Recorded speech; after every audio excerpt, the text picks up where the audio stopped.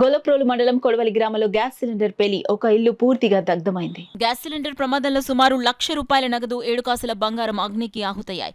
విషయం తెలుసుకున్న తెలుగుదేశం పార్టీ రాష్ట్ర అధికార ప్రతినిధి పిఠాపురం మాజీ ఎమ్మెల్యే వర్మ కాలిపోయిన ఇంటిని పరిశీలించారు. ఇంటి యజమాని అయిన పోలవరపు చంద్రరావును ప్రమాదం గురించి అడిగి తెలుసుకున్నారు.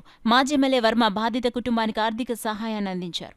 అదృష్టవశాత్తు ఏంటంటే ఎవరికి కూడా ఏమి జరగలేదు, కానీ వాళ్ళు చిట్టికి పాడుకున్న డబ్బులు, బంగారం ఇవన్నీ కూడా కరిగిపోవడం అన్ని ఇబ్బందికర పరిస్థితులు జరిగింది.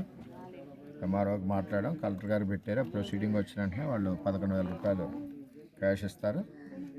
వీళ్ళకి పట్టా ఇప్పిస్తాం. పట్టాతో పాటు ఇంటికి లోన్ ఇప్పించి, మరి ఏం చేద్దంటే తాటాకిల్లో ఉన్నారు కాబట్టి ఇదివరకు తెలుగుదేశం ప్రభుత్వంలో ఉన్నప్పుడు ఈ పద్ధతి ఉండేది. ఇప్పుడు కూడా ఇదే పద్ధతి వస్తుంది.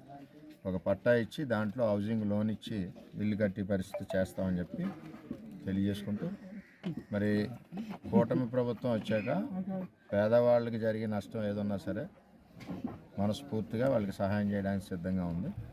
అంచేత ఒక పట్టా హౌసింగ్ వచ్చే విధంగా ప్రయత్నం చేస్తాం.